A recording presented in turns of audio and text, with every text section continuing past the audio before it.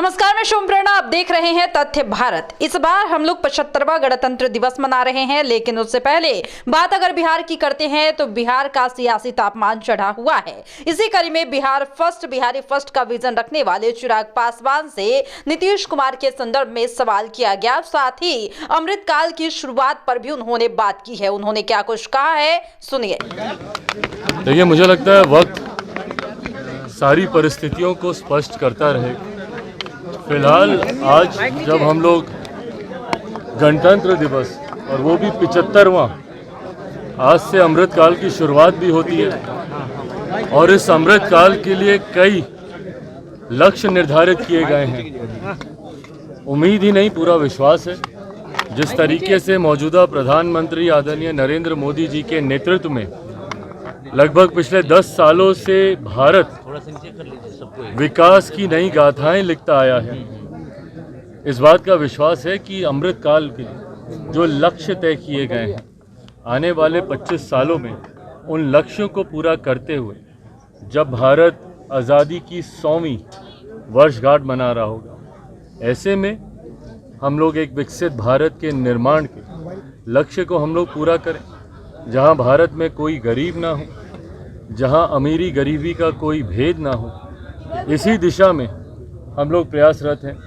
इस दिशा में कार्य करने के लिए ज़रूरी है तमाम ऐसे राज्यों का विकसित होना। जब आप देश के विकास की कल्पना करते हैं तो तमाम ऐसे राज्यों का विकसित होना जो आज़ादी के 75 साल के बाद अभी भी विकसित राज्य नहीं बन पाए, जिसमें यकीनन हम लोग का बिहार प्रदेश आता है। बिहार के लिए कई और ऐसे विशेष लक्ष्य और उनको लेकर संकल्पित और संकल्प से सिद्धि तक इसको हम लोग पूरा कर सके, इस दिशा में हम लोग को आगे बढ़ने की ज़रूरत है।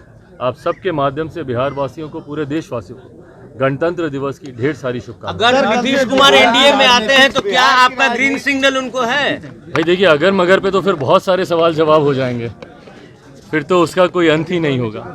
पर जैसा मैंने कल भी इस बात को मैंने कहा था कि भारतीय जनता पार्टी के शीर्ष नेतृत्व से मेरी बातचीत चल रही है और मुझे लगता है सही समय आने पर तमाम प्रश्नों के जवाब दिए जाएंगे। अमित शाह से भी चिराग जी, आप जा रहे हैं दिल्ली? आज मैं दिल्ली जा रहा हूँ। आज अमित शाह ने बुलाया है। आज मैं दिल्ली जा रहा हूँ और जैसा मैंने कहा कि भाजपा के शीर्ष नेतृत्व से मेरी बातचीत चल रही है, उसी क्रम को आगे बढ़ाने के सिलसिले में आज वैसे हमको जाना था, कर्पूरी धाम हमको जाना था। जिस तरीके से कर्पूरी ठाकुर जी को देश का सर्वोच्च सम्मान दिया गया है, जो बिहार वासियों की, देशवासियों की, हम लोगों की लंबे समय से मांग थी, उम्मीद थी, वो सपना आज हम लोग का पूरा हुआ है। ऐसे में मैं चाहता था कि उनकी उस पावन धरती पर जाकर उनको मैं नमन करूं। आज कार्यक्रम था वहां का, सीतामढ़ी जाना था। मेरे लिए सौभाग्य की बात है कि अयोध्या से भगवान राम के दर्शन करके आया और मैं हमेशा कहता हूं और मैं मानता हूं कि उतना ही भव्य सीता माता का मंदिर सीतामढ़ी में भी बनना चाहिए, और जो कोई अयोध्या जाए भगवान राम का आशीर्वाद लेने, वो माता सीता का दर्शन करने भी आए।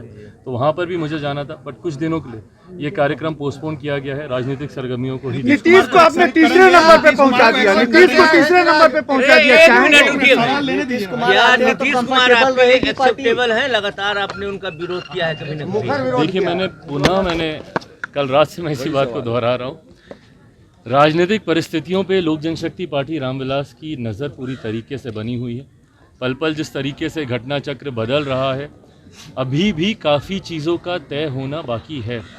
कल भी लोक जनशक्ति पार्टी रामविलास की देर रात तक एक बैठक चली, उसमें भी कई विषयों पर चर्चा हुई।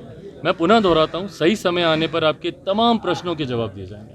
तो जिस तरीके से आपने सुना कि चिराग पासवान ने ये कहा है कि जिस तरीके से राजनीतिक परिस्थितियां बनेंगी वैसा ही निर्णय लिया जाएगा। फिलहाल मैं दिल्ली जा रहा हूं, लेकिन इसके बाद जो भी निर्णय शीर्ष लोगों की होगी वही हम मानेंगे। और दूसरी बात ये रही कि जब नीतीश कुमार से लेकर उनसे सवाल किया गया तो उन्होंने कहा कि इन सभी मसलों पर अभी मैं जवाब देना उचित नहीं समझता, जब सही समय आएगा तो इस पर भी जवाब जरूर दूंगा। फिलहाल इस वक्त की खबर में इतना ही, और भी ऐसे ही तमाम वीडियो अपडेट्स के लिए बने रहिए हमारे साथ और देखते रहिए हमारा चैनल तथ्य भारत। धन्यवाद।